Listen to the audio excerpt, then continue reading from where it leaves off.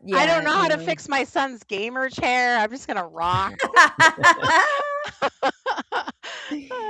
Well, it's not a Wednesday night if we don't have a little technical issue. Although last night I was doing a webinar and I had similar challenge. I don't know. Maybe the universe is just against tech at this point. It's I the broke a plate aliens, yesterday. guys. Yeah, It it could wants be. us to go on vacation for Memorial Day weekend. Thank you. See, exactly. That's what we should do. All right, without further ado, let's talk. You have the credentials. We're going to post it in the comments so that everybody can make sure that you know exactly what you're talking about. You had me when you dressed in the 90s decade. You just had me. You had me right there in Cabo. So, Cabo, we had a decades party, and I just thought the 90s was such a creative decade, and I really missed an opportunity there for some stuff that's still sitting in my wardrobe. Then your family was there, and it was a beautiful thing. So, Jeanette, thank you so much for being with us tonight. Let's talk about kids. Woo! Thank you so much for having me. Yes, our family went full grunge. It was And, awesome. and I it love was it. fantastic. And my children willingly participated in the dancing, which that was shocking. Two They were all teenagers. in on the dance floor. They were. I was very proud. It was a beautiful family moment. I mean, how many times are you going to get to dress up in a decade together with your kids? Not many. Not many. Not many. So You have I'm two glad you kids? had that time with them I because it have was really two. awesome. I have Okay, a 14 and 16-year-old. that's fun stuff. Good It's time. good times. Good times. Yeah, and Are it's you entirely amazing stupid in working your eyes? exclusively on kids that you wanted to have I know. kids. Yeah. They did not scare me away. However, it did teach me some tips on parenting styles that do and do not work. Yeah, that's for Ooh. sure. Want to give us a top 2, 3? Like I could there's say no some you're gonna get a things that will reward. offend I could say some offensive things, and Yeah. I will not. Okay, we'll do that at the after dark. But just like, letting your kids have some space and be independent and self-sufficient. Yep. And not always get their way, and it's not all about making them happy. Yeah. Just getting them to build resilience, coping skills.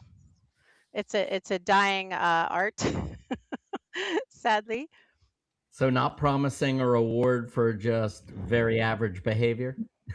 Oh, or no, rewarding horrible behavior. That's my favorite. Yeah. Like the kids who act like a fool and they're like, "Oh, we're gonna take you to Target. I'm Yeah. so sorry. That was so scary." It's like, we brushed your teeth. Yeah. You're okay. It was not brain surgery. I'm sure Yeah. in your realm of dentistry, you've seen it all. Oh, I had 2 decades in. I've seen some things. So let me ask you this, because I think before we get to, kind of the meat of the conversation, I think there's a question that comes up a lot, especially in young dentists. The first part of the question is, do you allow parents in the room with their kids? That's a good one. What a beautiful question. So when I first started, or when I trained, it is completely different to how I practice now in many ways, Okay. which we will discuss. That's what we're going to discuss. But one of them was that, like, the parent was kept out. They were the enemy. Like, keep them out. The kid will be better if they're not there. I think once I became a parent myself, that's when things really changed. Because, I don't go to the pediatrician when my kids were, 2 and 3 and 4 and say, "Bye, go have fun at your well visit." Like, I went with them, and that was my opportunity to ask questions, or to learn things, right? So that was one aspect of it. But also, we've become such a litigious society. I would rather have the parent there seeing what happens for a multitude of reasons. One being, I can't be falsely accused of things that did not happen. I have had that occur. Case in point, like, I've had kids who did amazing for operative, just like little rock stars, and then we take them out and reunite them with a parent, and all of a sudden they're the Oscar-winning actor, like, it was horrible, and you're just like, you were literally fine. It is so infuriating. I'm like, you little manipulator. And the parent, oh, that's the one that's going to go to Target. So none of that anymore. And then I had we will see kids even through college if they don't have what we consider adult needs. So as the teenagers start driving themselves, right? I remember we had a teenage girl who drove herself. Everything was fine. Later we get this angry call from the parents saying that the girl claimed that we were talking about her makeup, talking about her clothes, or like her shorts being too short. Like none of that happened, right? And then her chart got flagged that she can never bring herself alone. Like the parent has to be there. But it's very frustrating when you lose that sense of power that people could just make false accusations about you. So that's one element of it. But then the other element is like that's our opportunity to shine and show the parents like what we're good at, our skill in behavior management, but also to show them what's going on in the children's mouths. I hear a dog. Hmm. Hello. It's always Maybe bad. maybe an It's not episode. me. I have a cat. But anywho, I can show them the plaque, show them the crowding, show them the dry lips because they're mouth breathing, show them the worn down teeth because they're grinding. Maybe I want them to have a sleep study. This is the show and tell. Just thinking from anticipatory guidance education from that standpoint, right? Now let's take it into operative. That's especially where we would like to perhaps not have the parent present, but sometimes having them there, especially if the child doesn't do well, they can understand that like we really tried our best and this is why we are recommending sedation. Like they can see, or let's say you're doing treatment and things change, like perhaps that cavity is too large and I have to do a crown. Maybe there's a pulp exposure. Maybe the tooth is abscessed and I need to do an extraction instead. It's saving the back and forth in the Yeah. telephone game. Like Right. it's just a lot more efficient. Now granted, we have families that come to us literally from the time the kids are toddlers until they're in college, and that builds that really nice trusting relationship. And we absolutely have parents who know that their child, or they recognize that their child will do better without them there. Although I must say that's becoming less common. Mhm. And there are more parents who are unaware that their kid will act worse if they're there. But yeah, they are welcomed and encouraged, especially for recare, hygiene appointments, stuff like that. I do welcome them for operative, but we set ground rules, right? Like it's my house, my rules. We want them to be a silent observer. Don't use trigger words. We have a list of things that we don't want them saying, like shot. That's a Yeah. four-letter word. Drill.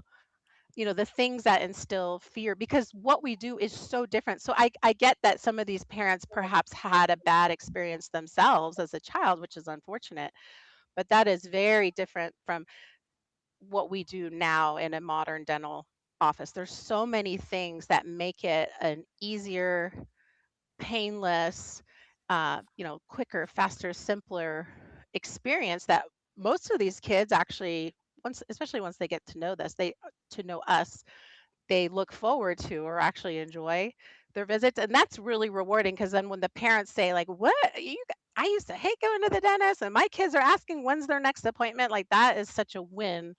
Um, and that's the goal, right? To have them actually want to come see us versus dreading it or being afraid of us. So it's so interesting to think about, um, parents now that have had bad experiences Hmm. because, like in my office now, I mean, most of the parents are kids that I treated. And so I know the experiences they had, and they were good experiences. And I think most of this generation, for the most part, this generation of parents have had mostly positive dental experiences. Maybe there's a few that didn't, but yet I still find the parents I even must more have bad luck. yeah. Well, I get the bad I ones. find the parents even more protective now than they were then, when there actually was a generation of parents, especially around here, that did have really bad experiences, Sure. So it's an interesting perspective. Yeah. Well, I mean, you're obviously a good and caring, wonderful practitioner, and these are we call them grand patients. Like if you treated their Yeah. parents like they've had that nice experience. But I do encounter parents that are, younger than me who did have a terrible Yeah. experience, and my heart goes out to them. It still happens. Um, and we don't want that. We don't want them to share that with their children because sometimes they poison the child Oh against yeah. us. Sometimes they use us as a threat. That's really frustrating.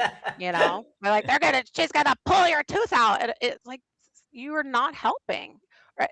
I hate to say it, but the dads tend to do that a little bit more, and they think it's funny. They think it's And then I hilarious. just, I just try to turn it around. I'm like, no, you're gonna get a shot, or we're gonna pull your tooth out. We always try to flip the script, if you I will. have to tell you, sometimes though, our own like ideas of what we think will make a kid like us or be cool also backfire. So, just a quick anecdote. Uh, I had a kid one time and I was using a laser so I wouldn't have to anesthetize them. And we think that's great, right? So we can cut the little cavity out, clean everything up, and then we usually don't have to numb them. Hmm. So I said, "Oh, it's just a laser, like a lightsaber. I'm gonna use a lightsaber and we're gonna wipe this cavity away." He goes, "You're gonna cut me with a lightsaber?" And I was like, "Well, that Like, backfired like really fast."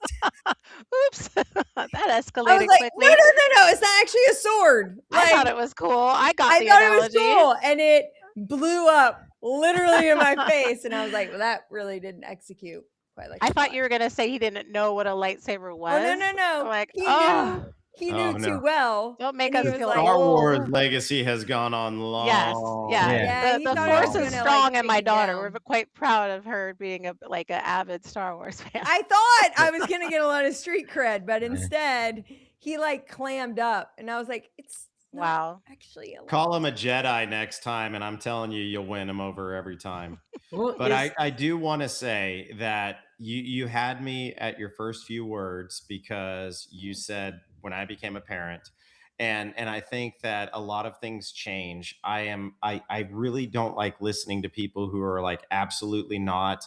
The parents cannot come back in. They're told in the waiting room that that's not allowed in our office. I Mhm. love how receptive you are, and I feel the exact same way. It's tough sometimes, but I think that we do Absolutely. have to give the parents that opportunity because after all, those kids are minors.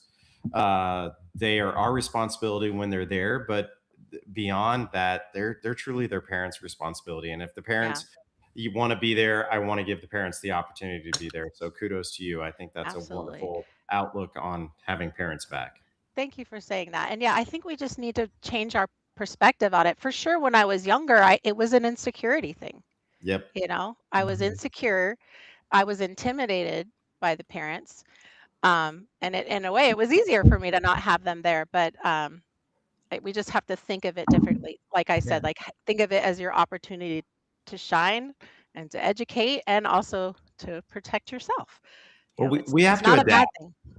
We have to adapt. I mean, we have to Mhm. take what we learned in dental school and residency and whatnot, and be able to add our own modifications to it. Because if we can't, then Yeah. we're not doing And the right to thing. Jeff's point, you mentioned, it's changed. I think part of what has changed and maybe why people are more overprotective now is you think of our culture in terms of social media and the media in general, things that maybe we would not have seen or heard of now are disseminated very easily and It's a great rapidly. point. So when, for example, there's scandals, right? Like deaths Mhm. from sedation, molestation, like I we was had thinking the same thing. recently in Yep. our state, an assistant that was doing inappropriate things to child patients while taking their x-rays.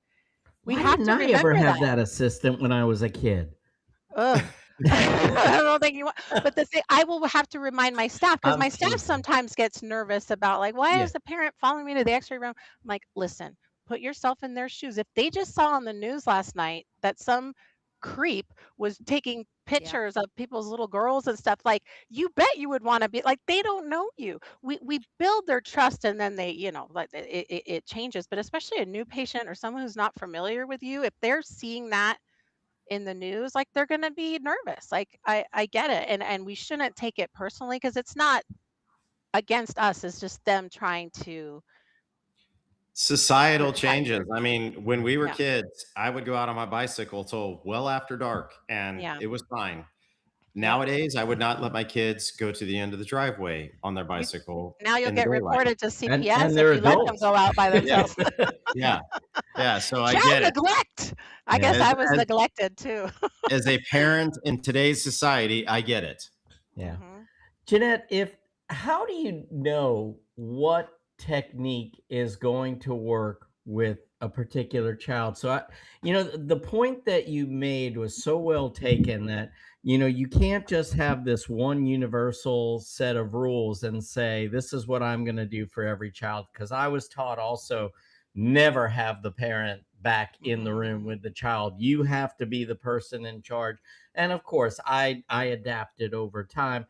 But how do you decide what's going to work? Like Jennifer using the lightsaber. Just Sure. we mentioned before the show that I just put an RPE in for the second time on a 3-year-old, and one of the things I did with him is he loved monster trucks, and I was like, "Oh my gosh, look at this! This is a monster truck part, and you're Mhm. going to be like a monster truck," and thinking this is going to be the greatest thing in the world. And he's like, "I don't want a monster truck in my Yeah. mouth." You know, I like to say I use my spidey senses, yeah, and I know that might sound corny, but it's the truth. Like, I really read the room. I'm looking at facial expressions, body language. I'm looking at the parent. I will tell you, the closer the parent hovers, yeah, the worse that kid's gonna be because they're gonna like they feel the anxiety from the parent and they're like, Yeah. oh, danger approaches. Like that's someone where you really, take your time. I absolutely believe in tell, show, do. We really spend time to like use models and photos and let the kids see and feel and touch what we're going to do, right? Like within reason. I mean, there is also some smoke and mirrors, but let's say we're going to do sealants. I've had kids react like your lightsaber reaction when I said, "Oh, we're gonna put sealants," and they're like, "You're gonna what?" yeah. And I'm like, "Whoa, whoa, whoa, whoa, whoa! Whoa. Let's calm it down. Let's calm it down." And then I go and I get my little ADA brochure and I show. I'm like, "Look, see, we're going to put this little coating over the grooves. It's like frosting a cookie. Do you ever decorate cookies for Christmas? Have you ever made a gingerbread house? Your tooth is going to be like the cookie and the sealant. It's like frosting, just kind of talking them out off the ledge. I'll hand them a mirror so they can watch that there's something magical about giving the kid the mirror so they Yeah. can see what we're doing. Mhm. Um, I know I don't have them watch me give local anesthetic or do extractions, but I will have them watch me do a filling, and it's amazing because we have TVs on, and they can watch Bluey. But sometimes you hand them a mirror and you're doing a class 2, and they're like entranced, like, Yep. and then the parent is just eating it up. They're like, "Oh my, this is so fun!" Like they're having the best time, and they'll say, "I wish I had a dentist like you when I was a kid." Um, Yeah, you're I like don't know if Bluey I'm didn't answering your exist. I question or hate just that little blue Well, bastard. so going off on a tangent, but I love every it. child is unique. You can't use the same things or jokes for everyone. You just and sometimes it doesn't land or it doesn't stick, but what you did try becoming a again. parent Yeah. yourself did that help you maybe kind of understand children's behavior from a different Oh, perspective, and that sure. parent child dynamic, Absolutely. And to your point, also just beginning to observe different parenting styles and knowing how to use that to my advantage to approach them a little differently. And I mean, I guess it's TMI to say, but it certainly comes with experience just as a clinician, because there's wonderful pediatric dentists who don't have kids, but it also is advantageous to have kids of my own. And I'm realizing now we haven't even talked about any of the new things that we have now in Yeah. pediatric dentistry that where's that? eliminate the scary things like the shot, the 4-letter word, or the drill. So that's been the biggest change in the past decade that I was an early adopter of silver diamine fluoride, and that's kind of what. But I like to say I'm the accidental speaker because I never sought out lecturing. I was asked to give my first lecture on SDF to the Midwestern faculty, like their school is just around the corner from my practice, and I had a full blown panic attack trying to get up there, and I was like, "Ah!" uh, I've gotten better with experience, but That was sort of, you could say it was Haven't my we all? but yeah, silver diamine fluoride, that just sharing those cases online, really being an advocate for awareness and adoption of that as a technique, that kind of snowballed into, um, I guess you could say it was my gateway drug into other minimal interventions like Hall technique and atraumatic restorative treatment, using more glass ionomer, et cetera, et cetera. So that's really changed dramatically how I like the way I practice now is so different from how I was trained in residency. It's like night and day. And it's very rewarding to see that our specialty as a whole has evolved and adopted, because I still do, I still do sedation, I still do like conventional surgical pediatric dentistry, but there's so much more I can do, and or that I can delegate to my assistants and my hygienists, which helps, increase access to care and reduce costs and reduce risk, all these wonderful things. It's really a great time to be a pediatric dentist in terms of what we can do. I mean, in some ways it's not a great time because, parents and kids are becoming a little bit more difficult to manage, but it's certainly easier to manage them when you can do things without having to sedate or numb or drill teeth. Do you have a papoose board? I do, and that's controversial. So let's talk about that. Let's unpack that a little bit. Yeah. Let's talk about that. Sometimes I just want to papoose the parents. Yeah. Is it possible? We're a team members. That's why Sometimes we a team have member it. just needs a hug and a Face papoose. down. You need a timeout. Time out. You're gonna go. Yeah. So You're we going have face them. down on the papoose. Yeah. So some people, like I have a good friend who had a thing where they burned their papoose boards. Like, I get it. Like, the thing is, there are certain situations where I use them. So in some instances, we will have an emergency situation where we literally cannot sedate, and the proper term is protective stabilization. They're safer in that than us physically trying to restrain them, because you could Correct. break an arm or whatnot. So let's say you have a trauma on a 1-year-old and I can't sedate them, or maybe they already ate and I have to do an emergency extraction. Sometimes, just like if you went to the emergency room, guess what they do there sometimes too? They have to, swaddle you up and get something done. So emergencies, sometimes with our combative special needs patients, I'm sorry, these families don't want to have to do GA and go to the hospital every 6 months just to have the teeth checked and do a prophy, right?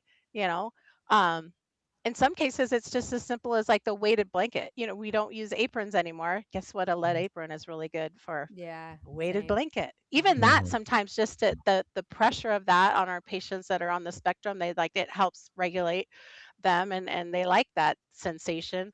And then the other example is, we will use them when we're doing sedation. We call it like the sleeping bag, or it's the car seat of the oral sedation appointment, because I don't want them rolling on the floor or lifting their hand up and having me accidentally, put a needle in their eye and blind them. It's for safety. We never use it as punishment. I think the problem is, and why they've become so controversial, is that there are offices that still to this day will just use nitrous on screaming, crying, hysterical children and their papoose, and they're just going to town doing 4 quads of restorative dentistry. That's barbaric. That absolutely should not. And that there's so many legal issues with that too. If and when you need to use a papoose board, because there is sometimes a time and a place, you need to document why. And like when they go in, when they come out, that's important just for your own CYA I'm so to speak. referring my papoose needed patients to Phoenix. Yeah. And I Okay. guarantee you could probably get through it without the papoose. Remember, Chad, she doesn't treat adults. Yeah. Oh, I do treat adults with special needs. Okay, fair. But Oh, I so think you it's could just treat that you have Chad. difficult patients. Thanks, They just Jim. need a little huggy hug, little extra love. Yes. Chad loves Okay. Mr. Thirsty. I have a quick. I think so. Something I've been struggling with as a practitioner, and I would love your feedback. Mm-hmm. We've got all these new invasive procedures, so let's put SDF, Curodont. We could talk about the SMART technique and maybe just define that for our listeners that aren't familiar with it, because Sure. I may not. I'm doing a regular exam and I see incipient lesions, maybe buccal lesions. How am I as a GP practitioner discerning? Is this a curodont that I want to do? Is it an Mhm. SDF? Like, walk me through some of your thought processes when you're doing a treatment plan and you see a kid for the first time. Where are areas you're typically going to go more towards the curodont type of protocol? Maybe where areas where you might go SDF and try to do some glass ionomer. Kind of walk me through that thought process. Sure. Well, I would say that I do SDF the most, Okay. and that has a lot to do with the fact that it does have the best insurance coverage currently. And especially if it's primary teeth in the posterior, a lot of parents will prefer to go the route of SDF. I would say I use Curodont more in the anterior, Okay. or where it will be more visible, or and they don't want the stain from the SDF, or in permanent teeth, for example. But that being said, I'll even have some patients where they are fine with SDF on their permanent teeth, especially proximal lesions that aren't really visible in the Sure. posterior. I mean, I have SDF in my own mouth. Can you tell? No. uh so you don't necessarily see it. Like, one difference though, like, you can use SDF for hypersensitivity and exposed root surfaces and even cavitated lesions. However, Curodont, that's going to be non-cavitated, so incipient E1 E2 Right. lesions. um but they're both viable options. And then also the icon resin infiltration. I mean, that would be in there too if you're talking a Absolutely. non-cavitated, even up to a D1. So in the outer third of dentin, but non-cavitated, you can do icon resin infiltration as well. I do that mostly in the anterior for Sure. aesthetic reasons. So let's say it's post-ortho white spot lesions, or what I like to call ring around the bracket. Is that landing with, like, remember Yep. Ring Around No, the That yep. landed. Tower? Who Yeah. remembers those commercials? Okay. Whew. But yeah, Ring Around the Bracket. And then a lot of kids who have congenital enamel defects, molar incisor hypomineralization. Because Curodont, I fear, or what I have noticed, is that there are a lot of misunderstandings of what certain treatments can and cannot do. And Curodont really is a caries treatment. So an incipient caries treatment, it's not a cosmetic treatment. It's cosmetic in that it does Right. not stain, but if you have a discoloration, it's not going to magically make that disappear, just because the hydroxyapatite crystals that it forms are needle shaped. So you could still see a white spot. It might be shinier and harder because it's arrested, but you might still be able to visualize that. Whereas with Icon, you have a more of a predictable, and within that same appointment, you're going to know if that spot's going to be no longer visible, and arrested. But yeah, Okay, so for I do a little bit of SDF everything. in interproximal, SDF works best if it can touch the lesion, correct? Like, it needs to have direct contact. My Well, understanding. but it can get interproximally. I just saturate the contact area. Okay. So there's certain areas of the mouth where it will be more or less effective. So the more open the lesion is, the more likely SDF alone can arrest a caries lesion, Okay. even a cavitated caries lesion. So smooth surfaces, buccal, lingual incisors, those are going to be predictably successful with SDF. Occlusal surfaces, so they're fissured, moderate risk of progression. So maybe, let's say, treating the child as like trying to bathe a cat. I might get 1 minute to paint some SDF on there, right? But, Right. you have to etch to put Curodont. I don't want acid etch getting on a screaming, moving, Yep. little kid. So that would be a reason to do SDF over Curodont in that instance. But, I could put SDF initially to help arrest and remineralize the caries. Like, think of it like buying time or stabilizing it.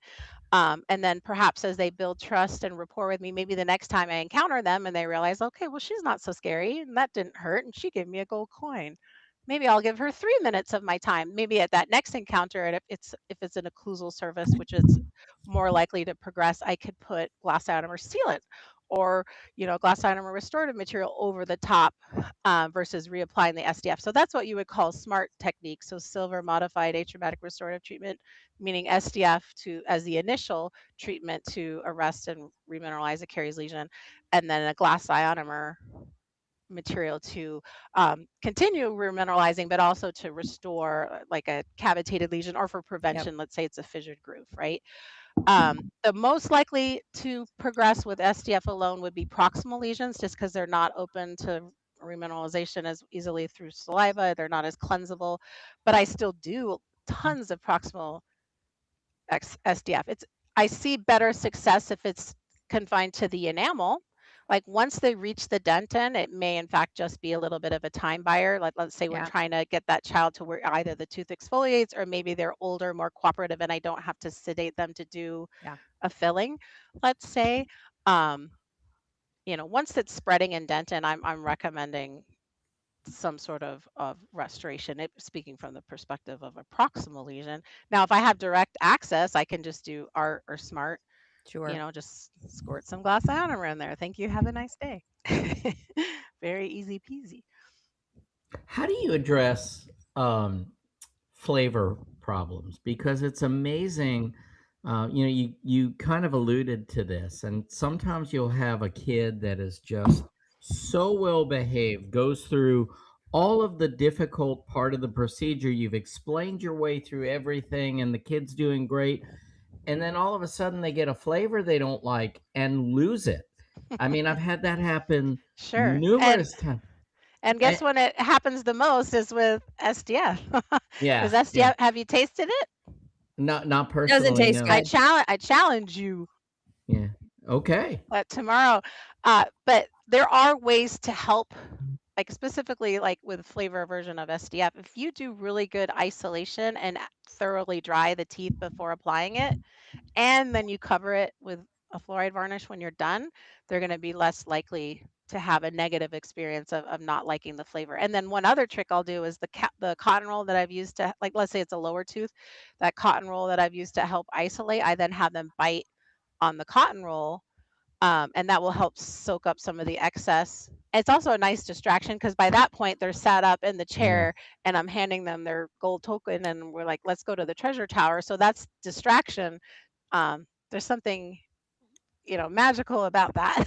Distraction is a classic behavior management technique to just get their mind off it. Now, fluoride varnish would be the next. I don't think there's a universally loved fluoride varnish. Even they're getting better and better and thinner and clear and all these fun flavors, but you're still gonna encounter a child who loses their mind because you've dared to apply. Put mint in there. How it burns. Like, oh, Do you- please. And then they eat like Takis and flaming hot Cheetos. Don't tell me it burns. I mean, this show isn't sponsored, and so I'm certainly open to suggestions, as are many of our listeners. What's your favorite brand of SDF, or is there one that you're partial to over others? Since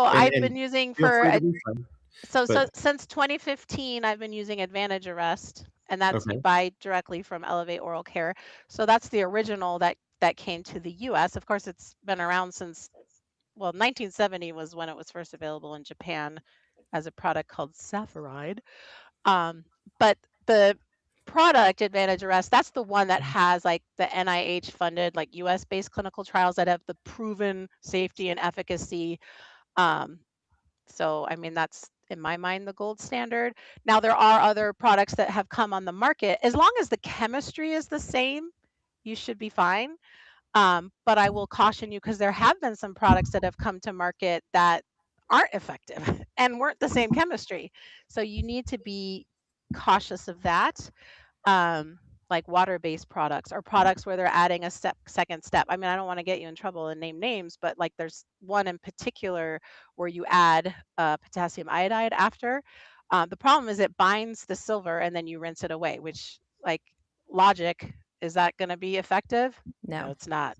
And guess what? It still will stain an open lesion over time. So that was really frustrating when that product came to market 2 years after Advantage Arrest. Just like they saw the interest and like, oh, great, well, let's try to sell our product in the States, because it kind of flopped in Australia, where it was for many years before. I know too much about this. I could tell you more. That's okay. Deep in the silver. We're geeking out. We're good.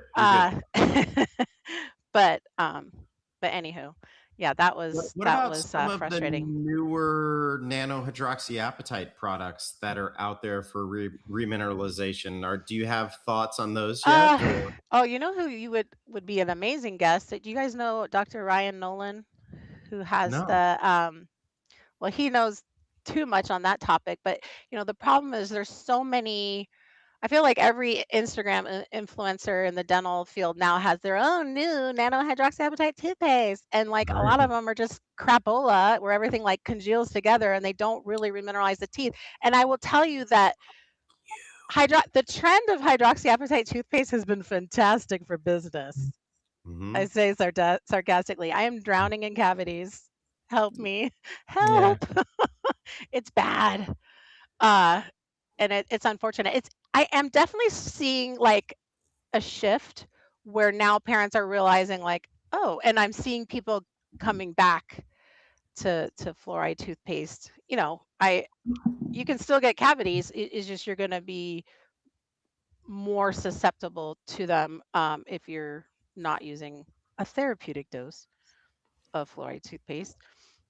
So yeah, I'm not really a big fan of I really appreciate your openness and honesty because very. your thoughts are very similar to mine as far as to what I'm seeing on the marketplace.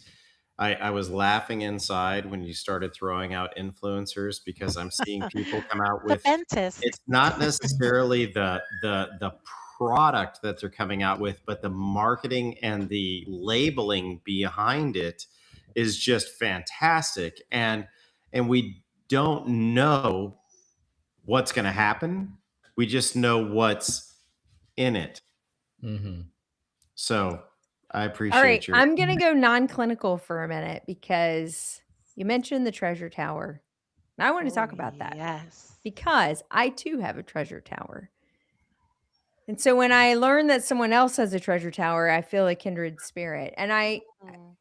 let me preface this by saying the motivating factor for me for the treasure tower was I was a dental assistant intern thing in college before. Same these. Yeah, this might be why we both have treasure towers because one of my jobs was to restock and clean the treasure chest. And Mm. the treasure chest would have a myriad of toys in it that no one wanted. Step right up and And win then I some would crap. order from Oriental Trading Company what I thought would be appealing. What? Jeff and I we were going through the jerk. Oh, you were Yeah. doing the Go ahead, carry on. You were doing the jerk. Anyway, so but then always at the bottom of the treasure chest was a ton of toys nobody loved, like just the land of misfit toys The and rejects. dirt and little tiny dead bugs Piece of and hair. hair and gum sometimes. You just would find stuff. Yeah. So one of my criteria when I opened up my own office was that we would in fact never have a treasure chest that would collect said unwanted and unloved toys, gum, bugs, Residue. whatever. I think it's important to tell our audience who's listening tonight, who's never heard of the beautiful treasure tower. Tell us about It's your like the treasure tower. fake gumball machine, but instead of gumballs, it's filled with like little plastic eggs and tchotchkes. And it's hygienic, right? Did Because you they're say in cheese? there. Tchotchkes. Tchotchkes. Oh, Junk, tchotchkes. knicknacks. I know that Thing of word. I jigs. was gonna read it say, I home. feel I'm like you should know you're that getting word. kids to behave Things with like cheese. this. Doodads. Doodad. Thingamajigs. Junk. Yeah. Treasure. I- But it's hygienic because they can't go digging through it, right? Correct. And the other reason I really like it is because Tell in me. pediatrics, what happens is a phenomenon known as the clown car. And what the clown car is a child will come for their filling appointment, let's say, and the clown car comes through the front door. Mom, brother, sister. That looks like our original treasure tower. Their cousin, their neighbor that they're babysitting. Like literally a clown car of people. You're like, how many people did you bring? And then the kid does great for their appointment. We reward them at the end with a token. And then inevitably, what does the parent say? Can they have a token too? Of course. It's yeah. like, no, it's for the child that had the appointment, but it does take quarters. So if they want to reward everyone that tagged along and did nothing, if they want to Right. reward them for breathing the air in the space, they can do that. We do let everyone have a sticker. We do get the cute little, that okay, so they get something, but only the kid who we saw who did the appointment, because you're like, someone has to someone has to still teach kids to reward them for actually doing something. There's a Yeah, lot of we rewards stack for it. like If doing they nothing. do the pro fee, they get one. If we're able to get X-rays, they get a second token. We And have I been will known to say the bribe for that. very sweet kids that come in that they're like, "Can I get one for my brother who's in another room or whatever?" And or with mom. And when the sibling asks for one for their kid, you're like, I mean, we're I'm gonna just reward altruistic behavior, I like when an older So sibling gives it to their younger sibling. That's very sweet. that's always We very we, sweet. we Anyway, have if the you've never learned the treasure tower and you treat kids in your office, and here's the double thing that you didn't even mention. They get a token which they're equally as excited about, Oh, which has and they no remember. value, Yeah, they're and like, then they go spend oh, it for something else. Now, it yep. does backfire every now and then when they choose a toy that has colors That or that's the styles negative. Yeah, and they it don't get the is one. another important life lesson. You get what you get, and you Yeah, don't and you throw a don't fit. pitch a So we fit. have Yeah. certainly had nuclear meltdowns when, like, I didn't want the purple one. Our little boy yesterday. Exactly. My so I we could do that have in my like when practice now, except put fix it in a biotine in there and stuff. So people would love You it could do for a senior sure. citizen one for your practice, Jeff. Can you we put we like the have little this mini huge bar bottles of booze in there? Thank Yeah, you. there we you have go. this huge gumball machine that has bouncy balls in it. And they get a token, which of course has no value other than the bouncy ball machine. And the best is when they're excited to get it. The worst is when two siblings get it, because it turns into a freaking dodgeball war in Yeah. the waiting room. Especially brothers. However, Absolutely. my Absolutely. favorite is, now we're in Texas, the parent that has known us for a while. Damn it, you're going to sit there, and if you don't shut up, you are not getting a bouncy ball. It's done. You're not getting one today. I'm not need- letting him give you the token. You're done. We need more parents like that. Yeah. We get that. We get that quite a bit. We're like, oh shit, he can have the bouncy ball. It's cool. It's cool. We're good. We're It's good. okay. It's okay. You get scared too. You're like straightening up. Do you know how many dents I have in my drop ceiling from bouncy balls? Like so Yeah. many. Oh. Yeah. Because they'll Well, just I have a beautiful ka-choom. home, I'd like to think, and I have sticky marks on my ceiling from the stuff that the school gave them. Oh, don't go there, The little Ted. sticky Throw, hands. and they'd stick on the ceiling, and about 6 years later, it would fall down, and you've got this Bleh. Residue. scud mark on your ceiling, or whatever Jeanette just called it. Slime.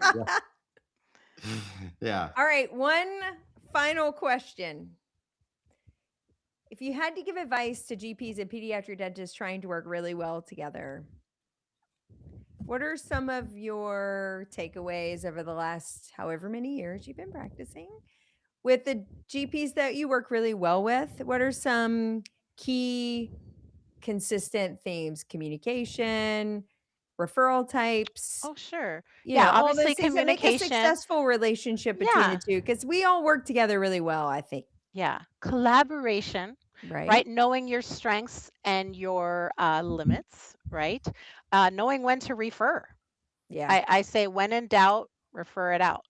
Always be aware of like different treatment options, but just because you don't necessarily perform that procedure doesn't mean you shouldn't mention it, and like find colleagues that do that procedure and do it well, and refer them.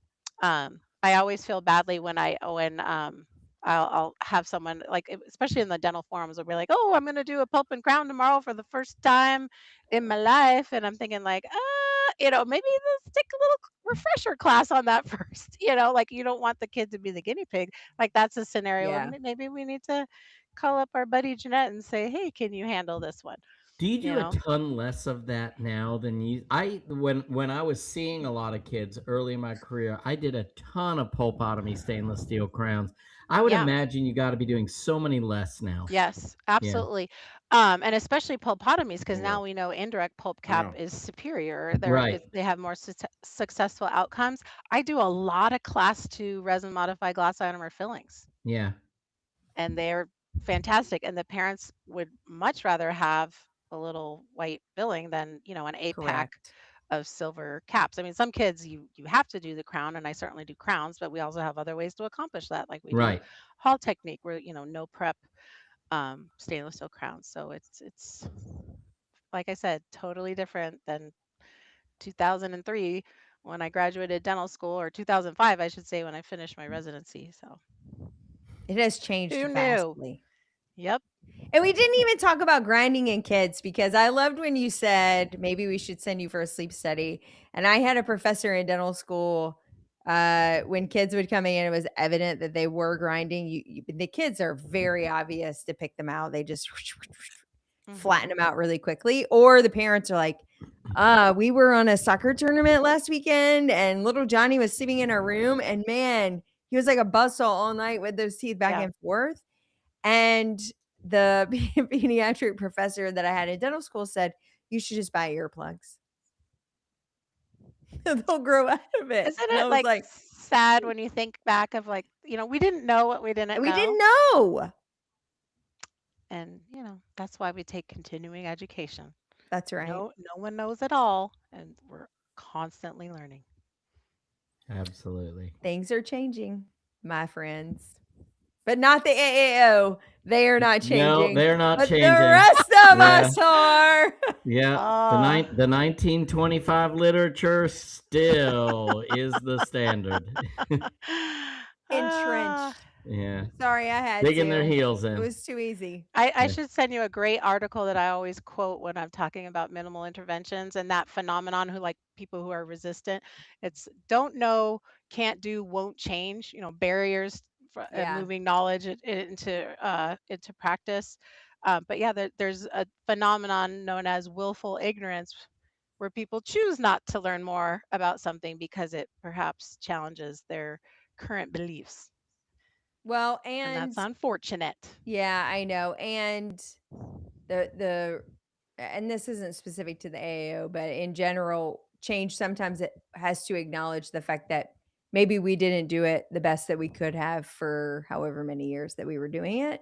And I can recognize how that is a very hard It's humbling. emotional and mental Oh, hurdle absolutely. to cross over. And Amen. for an organization in particular, you don't want to alienate your membership base. So you have that to manage as I well. guarantee they have members that are also disagreeing with them. They do, and they're Oh, going they do. public. Yeah, They're going very Yeah. public, actually. Stay tuned. We're gonna have a few Yeah. of them. We're gonna have a few of them on. So Yeah, yeah, that- stay tuned You'll for be that. you'll be on the right side of history. Yes. We for sure. hope. I mean, I don't even care about that. I just I don't like dogma in any form of any medicine or science. Dentistry is And like a I'll religion. say the same nuts. about a lot of things that happened in COVID. It was just a dogmatic approach. Like Mhm. I just like problem solving. I like science driven thought, and like science for science sake is not enough. We are problem solvers, and science is always based on challenging the norm and challenging what we know, or we wouldn't know half the things that we know now. If Yeah. we just accepted that gravity didn't exist, then we Yeah. wouldn't know that gravity was here. So I like exploration, and I think if we stop losing that hunt, that desire, we aren't advancing biology and humans, and that's supposed to be our goal. Mhm. I'm sure I did a lot of things wrong for the first 20 years. Oh, absolutely. I feel guilty know? about things that I've done. Yeah, know? well, we're gonna I find just out didn't know that, any like, better. Yeah. some product we used was terrible, and we don't know it. We're chunking it and churning it like it's going because it's the best thing that we know, and then one of our kids will go to dental school and they'll go, "Ooh, you used." Yeah. What in the medieval times were you doing, Mom? Exactly. I'm just over here cutting kids with lightsabers. Don't mind me. It's fine. Yeah. Well, they give us all that education so that we can use our minds in making a Correct. decision, Yeah. not to just accept what we've been told in the past. Oh, yeah. And not use that brain and accept old science that needs to continue to be built upon, because we will always continue to learn. Everything that we write at some point in the future will be wrong in some context or another, Absolutely. and we all have to be willing to accept that. So all we can do is the best with the information that we have now, and just use good clinical sound judgment and common sense, which I think we're seeing less and less of. Sadly, yes. Yeah. All right. We went way over, guys, but we love I talking loved to it. you. I'm Sorry. so glad you came on tonight. Yeah. Thanks for having me. And I during like the you middle all. of it, Brian Bell was making me laugh. What did he say? He was being a bad boy. That's my husband. He you did need to say he punish did him. text me and say he liked my sweater.